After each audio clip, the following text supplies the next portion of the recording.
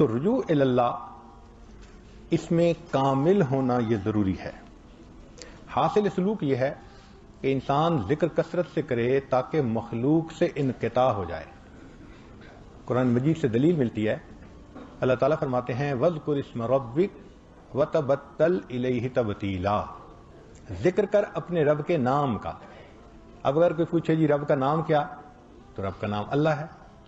مقصد یہ کہ اللہ کا ذکر کرو کتنا کہ تبتل نصیب ہو جائے، تمہیں مخلوق سے دل کٹ جائے، ہٹ جائے.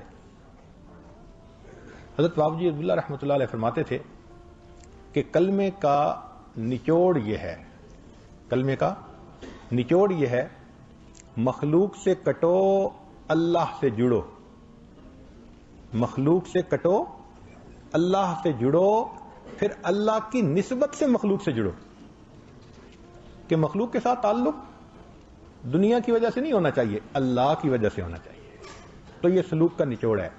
مخلوق سے کٹو، اللہ سے جڑو، پھر اللہ کی نسبت سے مخلوق کے ساتھ جڑو. جو مخلوق سے کٹے گا ہی نہیں وہ اللہ سے کیسے جڑے گا؟ بھئی ایک پرندے کو آپ نے پاؤں میں دھاگا باندھا ہوا ہے، کہاں اڑے گا؟ کوشش بھی کرے گا تو پھڑ پھڑائے گا، وہیں رہے گا. اسی طرح چند دھاگے ہیں جن میں بندہ بندھا ہوتا ہے. وہ پرواز بھی کرنا چاہے تو اللہ تعالیٰ کی طرف پرواز نہیں کر سکتا.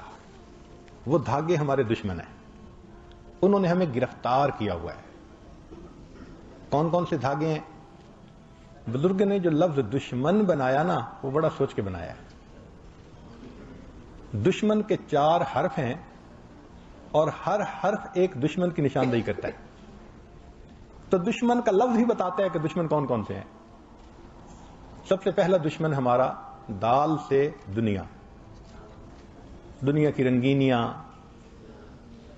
نبی اسلام نے فرمایا الدنیا حلوبۃ خضرۃ، بڑی میٹھی، بڑی سرسبز. صاف ظاہر ہے کہ میٹھی چیز کھانے کو زیادہ دل کرتا ہے. سرسبز منظر دیکھے تو انسان کا جی نہیں بھرتا. اسی طرح دنیا سے بھی دل نہیں بھرتا. جتنی اللہ دے دے اور زیادہ، پھر دے دے پھر اور زیادہ. چنانچہ فرمایا کہ انسان کا پیٹ مال سے نہیں بھرتا، انسان کے پیٹ کو قبر کی مٹی ہی بھرتی ہے. ایک جنگل سونے کا بنا ہوا دے دیں تو وہ تمنا کرے گا کہ ایک جنگل اور بھی ہوتا. ایسا یہ دنیا الجھا لیتی ہے. مسئلہ کیا ہے دنیا میں؟ لمبی امیدیں. میں جی فیکٹری لگانے میں مصروف ہوں، لگ گئی تو پھر میں آؤں گا مسجد میں. اب جی میں نے ایکسپینشن میں مصروف ہوں، اب ایک پلانٹ لگ گیا، اب دوسرے پلانٹ میں مصروف ہوں. ایک دکان کامیاب، اب دوسری دکان میں مصروف. ایک ملک میں برانچ کامیاب، اب دوسرے برانچ میں مصروف. لمبی امیدیں، اس کی حد نہیں ہے. تو لمبی امیدوں کی وجہ سے یہ بندے کو الجھائے رکھتی ہے، جس وجہ سے انسان موت کی تیاری نہیں کر پاتا. چنانچہ یہ دنیا دشمن ہے. پہلے دل میں آتا ہے کہ ہمیں پارلیمنٹ کا ممبر بننا چاہیے، پھر جب بن جاتا ہے تو پھر کہتے ہیں نہیں نہیں اب ہمیں وزیر بننا چاہیے. پھر وزیر بنتا ہے تو نہیں نہیں وزیر اعظم بننا چاہیے. حد نہیں ہے کوئی. اور اگر بن بھی جائے تو پھر کہتا ہے کہ ہمیشہ مجھے ہی رہنا چاہیے. انتہا نہیں ہے اس کی. تو دیکھیے کہ دنیا اس لیے دشمن بنتی ہے کہ وہ بندے کو لمبی امیدوں میں ڈال دیتی ہے، اور لمبی امیدوں میں پڑھ کے انسان پھر آخرت کی تیاری نہیں کر پاتا. تو جو چیز موت سے غافل کرے وہ دشمن. تو پہلا دشمن انسان کے لیے دنیا، اس کی جو چمک دمک ہے یہ بندے کو الجھائے رکھتی ہے. بندے کا دل کرتا ہے اور کمائے اور جائے، سمیٹے. ابھی سمیٹ نہیں پاتا کہ موت پہلے آ جاتی ہے، جانا پڑ جاتا ہے. تو پہلی دشمن ہمارے لیے دنیا. اسی لیے اللہ تعالیٰ نے جب سے دنیا کو بنایا آج تک دنیا کو اللہ نے محبت کی نظر سے نہیں دیکھا. وجہ کیوں؟ یہ اللہ سے بندے کو غافل کرتی ہے، اللہ کو بری لگتی ہے. امتحان ہے نا. اللہ نے اس کو مختلف لذتوں سے اس کے اوپر لذتوں کا پردہ ڈال دیا ہے، بندہ لذتوں میں مصروف۔ امام غزالی رحمۃ اللہ علیہ نے بڑی پیاری مثال سے بات سمجھائی، فرماتے ہیں ایک بندہ جا رہا تھا، پیچھے شیر دھاڑنے کی آواز آئی تو وہ گھبرایا، کوئی درخت بھی نہیں تھا کہ جس کے اوپر چڑھے، کنواں قریب تھا، اس نے کہا میں کنویں میں چھلانگ لگا لیتا ہوں، شیر چلا گیا تو باہر آ جاؤں گا۔ جب نیچے دیکھا تو کنویں کے پانی میں ایک سانپ تیر رہا تھا، اب وہ چھلانگ بھی نہیں لگا سکتا۔ پھر سوچا کہ اچھا یہ دیوار کے ساتھ گھاس اگی ہوئی ہے نا، میں اس کو پکڑ کے لٹک جاتا ہوں، تو کنویں کی دیوار کے گھاس کو پکڑ کے وہ لٹک گیا۔ اوپر شیر انتظار کر رہا ہے، نیچے سانپ اس کے انتظار میں ہے، اور یہ درمیان میں گھاس پکڑ کے لٹک رہا ہے۔ اتنے میں اس نے کیا دیکھا کہ دو چوہے ہیں، ایک کالا اور ایک سفید، اور وہ اسی گھاس کو کاٹ رہے ہیں جس کو پکڑ کے لٹک رہا تھا، اور پریشانی۔ اب اس نے دائیں بائیں دیکھا تو اسے اپنے قریب ایک شہد کا چھتا نظر آیا، مکھیاں نہیں تھیں مگر وہ شہد سے بھرا ہوا تھا۔ اب اس کے دل میں ایک خیال آیا، ذرا چکھوں تو صحیح اس کا ذائقہ کیسا ہے۔ تو اس نے ایک ہاتھ سے گھاس کو پکڑا اور دوسری انگلی سے، ہاتھ کی انگلی سے اس نے شہد کے لگا کے جو منہ میں ڈالا تو وہ تو بہت ٹیسٹی، بہت مزیدار۔ اب وہ شہد چاٹنے میں لگ گیا۔ جب شہد چاٹنے میں لگ گیا، نہ اسے شیر یاد ہے، نہ اسے سانپ یاد ہے، نہ اس کو سفید کالا چوہا یاد ہے، بس وہ شہد چاٹنے میں لگا ہوا ہے۔ امام غزالی رحمۃ اللہ فرماتے ہیں، اے انسان تیرا یہی معاملہ، موت تیرے پیچھے شیر کی طرح لگی ہوئی ہے، اور قبر کا عذاب سانپ کی طرح تیرے انتظار میں ہے، اور تو زندگی کی یہ کمزور سی گھاس پکڑ کے لٹک رہا ہے، اور دن اور رات یہ سفید اور کالا چوہا ہیں جو گھاس کو کاٹ رہے ہیں، اور یہ دنیا کی لذتیں یہ شہد ہے، اور تو شہد چاٹنے میں لگا۔ اور واقعی بندہ اتنا خواہشات میں پڑ جاتا ہے اس کو احساس ہی نہیں ہوتا، موت یاد ہی نہیں ہوتی۔ تو اس لیے کیونکہ انسان لمبی امیدوں میں پڑ جاتا ہے، موت سے غافل ہو جاتا ہے، اس لیے دنیا دشمن ہے۔ دوسرا دشمن ہمارا، دشمن کے لفظ میں دوسرا حرف کون سا ہے؟ شین، شین سے شیطان۔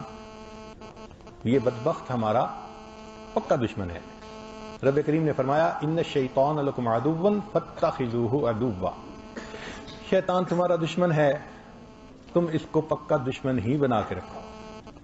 یہ چاہتا ہے کہ میں اللہ کے دربار سے دھتکارا گیا، انسان بھی ایسا ہی عمل کرے کہ یہ بھی دھتکارا جائے، چنانچہ وہ انسان کے ایمان کا دشمن ہے۔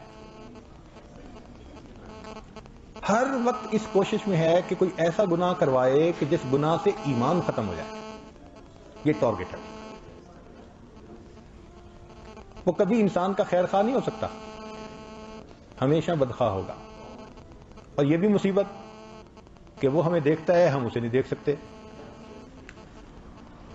نوجوان سوچتے ہیں کبھی نظر آ جاتا تو چلو جو جوتے ہم بھی لگا لیتے، لیکن نہیں، وہ دیکھتا ہے ہم نہیں دیکھتے۔ پھر اس کو کھانے پینے کا مسئلہ بھی نہیں، ہمیں تو ضرورتیں ہیں، حاجتیں ہیں سونے کی، نہ اسے سونا نہ اسے کھانا پینا۔ وہ بدبخت بنفس خبیث ہر وقت ہمارے ساتھ موجود، بہکانے کے لیے۔ پھر اس کی عیال بھی بہت ساری ہے، چنانچہ ایک بندے کے ساتھ ایک شیطان نہیں ہوتا، حدیث پاک میں ہے غیر محرم عورت گھر سے باہر نکلتی ہے، اس کے ساتھ 70 شیطان پیچھے چلتے ہیں۔ اب ایک ایک کے ساتھ 70 شیطان، اور وہ کیا کرتے ہیں کہ بس انسان کے ذہن میں آئیڈیا ڈالتے رہتے ہیں، یہ گناہ یہ گناہ، وہ مزین کر کے اعمال کو پیش کرتے ہیں جو بندہ کر رہا ہوتا ہے۔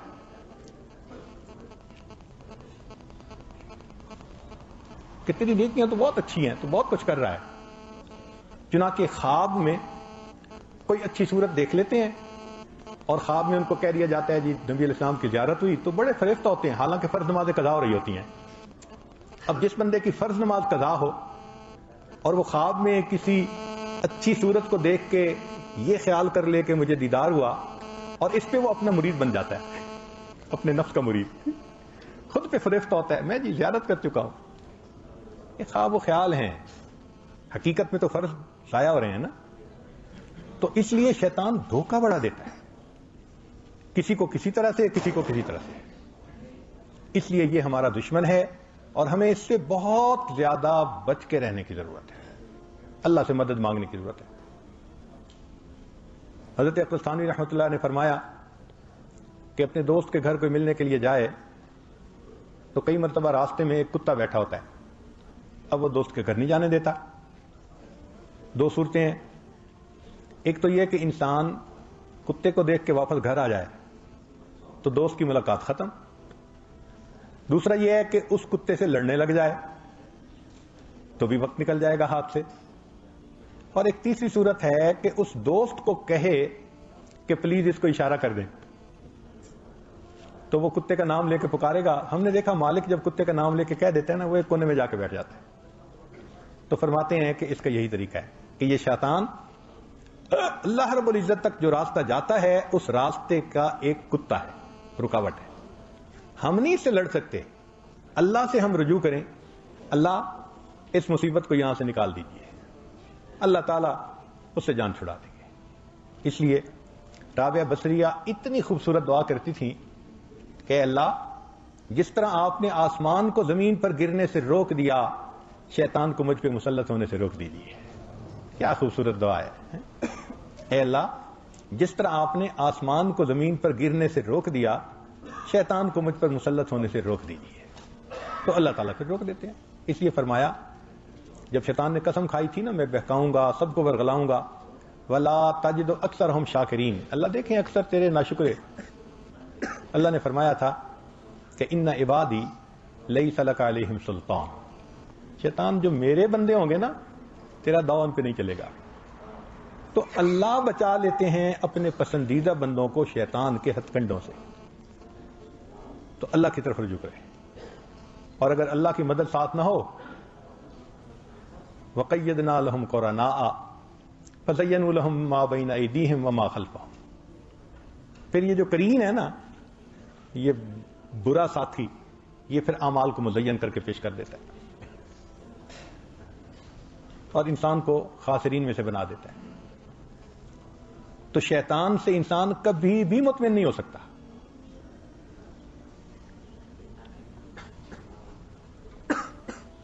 ہمارے حضرت مرشد عالم رحمۃ اللہ علیہ آخری وقت میں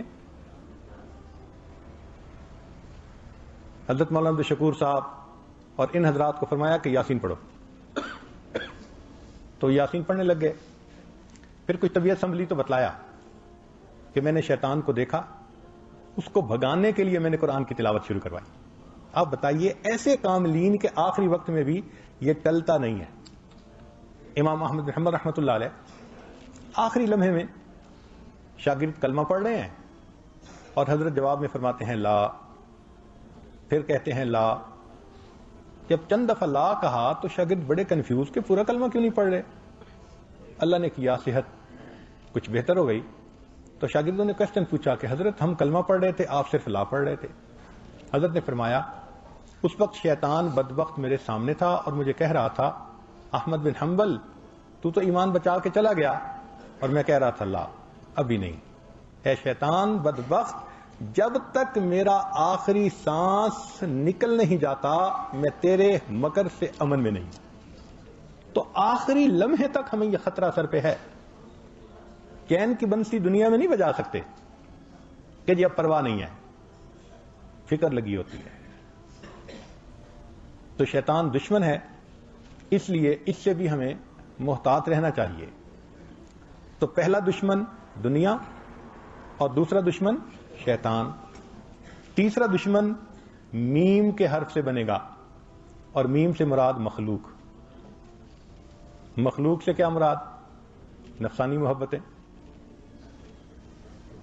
کبھی ادھر پھنس گئے کبھی ادھر پھنس گئے، اور یہ جتنی محبتیں ہوتی ہیں یہ سب انسان کو اللہ سے دور کر دیتی ہیں،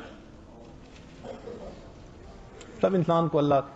اور یاد رکھنا کہ جو شخص ناجائز تعلقات میں گرفتار ہوتا ہے نا، اس پر جھوٹ کا دروازہ کھل جاتا ہے۔ وہ ایک جھوٹ بولتا ہے، اس جھوٹ سے بچنے کے لیے پھر کئی جھوٹ اور بولتا ہے، پھر اتنے جھوٹوں سے بچنے کے لیے اور جھوٹ بولتا ہے، حتیٰ کہ اس کو جھوٹی قسمیں کھانی پڑ جاتی ہیں۔ ہمیں ایک صاحب نے بتایا کہ میں فسق و فجور کی زندگی میں تھا تو میری بات نکل گئی، تو والد نے مجھے بلایا اور ڈانٹ رہے تھے اور مارنا چاہتے تھے، تو میں نے جھوٹی قسم کھا لی کہ میرا کوئی تعلق نہیں ہے۔ اللہ اکبر! اور اس کی آنکھوں سے آنسو ٹپک رہے تھے کہ اب مجھے احساس ہوا کہ میں نے کتنا بڑا گناہ کیا کہ میں نے صرف والد کی سزا سے بچنے کے لیے یہ کہا تھا کہ اگر میرا اس کے ساتھ تعلق ہو تو مجھے کلمے پہ موت نہ آئے۔ یہ ناجائز تعلقات انسان کو ایمان سے بھی محروم کر دیتے ہیں۔ اس لیے مخلوق کی نفسانی شیطانی محبتیں یہ دشمن ہیں۔ تو پہلا دشمن دنیا، دوسرا دشمن شیطان، تیسرا دشمن مخلوق، اور چوتھا دشمن نون سے نفس انسان کا، ہمارا اپنا نفس۔ یہ بھی بدبخت ہے ہمارا اور دشمن بھی ہمارا ہے۔ قاضی بستامی رحمۃ اللہ فرماتے تھے کہ مجھے خواب میں اللہ رب العزت کا دیدار ہوا۔ میں نے پوچھا اللہ میں آپ تک آنا چاہتا ہوں۔ فرمایا دع نفسک وتعال، اپنے نفس کو دور کر لو اور میرے تک آ جاؤ۔ تو نفس کو قابو کرنا، اس کی اصلاح کرنا، اس کی خواہشات کو توڑنا، یہ اہم ہے۔ اس کے بغیر اللہ کا وصل حاصل نہیں ہو سکتا۔ ہم اپنی زندگیوں کو دیکھیں، اللہ اکبر، ہم نفس کے پجاری بنے پھرتے ہیں۔ یہ خواہش ہے تو ادھر لپک پڑے، یہ خواہش ہے تو ادھر لپک پڑے۔ تو نفس کی اصلاح کیسے ہوگی؟ جس نفس کو ہم پال پال کے موٹا کر رہے ہیں، وہ نفس ہمیں جہنم میں دھکا دینے کے انتظار میں ہے۔ تو نفس بھی ہمارا دشمن ہے اور یہ بڑا دشمن ہے۔ شیطان چھوٹا دشمن، نفس بڑا دشمن۔ اللہ تعالیٰ نے قرآن مجید میں شیطان کے مکر کے بارے میں فرمایا ان کید الشیطان کان ضعیفا، کہ شیطان کے مکر کمزور ہیں۔ لیکن انسان کے نفس کا جہاں تذکرہ آیا، اللہ فرماتے ہیں اور تو ان کیدکن عظیم، تمہارے مکر تو بہت بڑے ہیں۔ تو شیطان کے مکر کمزور اور انسانی نفس کے مکر بہت بڑے ہیں۔ جب تک نفس شیطان کا ساتھ نہ دے، شیطان غالب نہیں آ سکتا۔ گھر کا بھیدی لنکا ڈھائے، یہ گھر کا بھیدی ہے، یہ انسان کو شکست دینے میں زیادہ اہم کام کرتا ہے۔ تو اس لیے اس نفس کو بھی اپنا دشمن سمجھیں۔ یہ خلاف شرع کام کے لیے کہے تو مت مانے۔ اچھا، یہاں ایک سوال پیدا ہوتا ہے کہ دشمن نفس بھی ہے، دشمن شیطان بھی ہے، مگر دونوں کے آبجیکٹو ڈیفرنٹ ہیں۔ یہ ذہن میں رکھیے گا، نفس کا مقصود مختلف، شیطان کا مقصود مختلف۔ نفس کا مقصود ہے لذت پانا، بس اس کو جائز لذتیں دے دو پھر بھی خوش ہے، ناجائز ملیں تو بھی خوش ہے، اس کو لذت چاہیے۔ تو شیطان کا مقصود لذت ہے، لطف اندوز ہونا نفس کا، لیکن شیطان کا مقصود لذتیں نہیں ہیں۔ وہ لذتوں میں انسان کو اس لیے ڈالتا ہے کہ ان کو ایمان سے محروم کر سکے۔ اس کا ہمیشہ ذہن ادھر ہے کہ ایمان سے یہ محروم ہو کسی طرح۔ اس لیے اگر انسان شیطان کی بات نہ مانے تو وہ ایک آئیڈیا کے بعد دوسرا آئیڈیا دے دیتا ہے۔ ہمارے مشائخ نے کہا وساوس شیطان کی طرف سے بھی ہوتے ہیں، وساوس نفس کی طرف سے بھی ہوتے ہیں۔ فرق کیسے کریں؟ تو فرق بڑا آسان ہے۔ اگر دل میں گناہ کا خیال آیا، آپ اس کو ریزسٹ کریں، اس کا دفاع کریں کہ نہیں مجھے نہیں کرنا۔ آپ دیکھیں گے کہ تھوڑی دیر میں دوسرے گناہ کا خیال آئے گا، اچھا یہ نہیں کرتے تو یہ کر لو، اور آپشن آ جائے گی۔ اس سے بھی انکار کرو تو تیسرا خیال آ جائے گا۔ جب ایک کے بعد دوسری آپشن سامنے آئے، اس کا مطلب یہ کہ شیطان انسان کو یہ وسوسہ ڈال رہا ہے۔ نفس کا معاملہ یہ ہے کہ نفس کو اگر وسوسہ ڈالے کہ گناہ کرنا ہے تو اس کی مثال ضدی بچے کی مانند ہے، اس کو وہی چیز لے کے رہنا ہے جو مرضی ہو جائے۔ تو جب کسی گناہ پر طبیعت میں اصرار ہو، یہ نفس کی طرف سے ہے، اور جب آپشنز آئیں آگے پیچھے تو یہ شیطان کی طرف سے ہے۔ بہرحال یہ چار چیزیں ہیں جنہوں نے انسان کو گرفتار کیا ہوتا ہے۔ ان چاروں گرفتاریوں سے نجات پانی پڑتی ہے، تب پرندہ آزاد ہوتا ہے اور وہ اللہ کی طرف پرواز کرتا ہے۔ اب سوچئے، ہم تو چاروں کے چاروں میں گرفتار، چار دھاگوں سے بندھے ہوئے ہیں، کیسے پرواز کریں گے؟ اب اس پرواز کرنے کے لیے رجوع اللہ، کہ اللہ تعالیٰ ہی دل سے دنیا کی محبت نکال دے، اللہ تعالیٰ ہی شیطان سے پناہ دے، اللہ تعالیٰ ہی ہمارے نفس کو زیر کر دے، اور اللہ تعالیٰ ہی ہمارے لیے مخلوق کی محبتوں کو ختم فرما دے جو نفسانی شیطانی ہے۔ ان چاروں کو کرنے کے بعد پھر اللہ کی طرف انسان کی پرواز شروع ہوتی ہے۔ تو اب غور کیجئے کہ اگر ہم ان چاروں میں کسی ایک میں بھی الجھے ہوئے ہیں تو ابھی تو پرواز ہی شروع نہیں ہوئی۔ اس پہ محنت کی ضرورت ہے، اس کے لیے مشاہدے کی ضرورت ہے، مجاہدے کی ضرورت ہے کہ ہم خوب مجاہدہ کریں اور اللہ کی طرف رجوع کریں کہ اللہ ان چار دشمنوں سے ہماری جان چھڑا دیجیے۔ ویڈیو کے نیچے سبسکرائب کے بٹن پہ کلک کریں، بیل کے آئیکن پہ کلک کیجئے تاکہ ہر نئی ویڈیو کی نوٹیفیکیشن آپ کو مل جائے، اور تھمز اپ کا بٹن دبا کر اس ویڈیو کو لائک کریں۔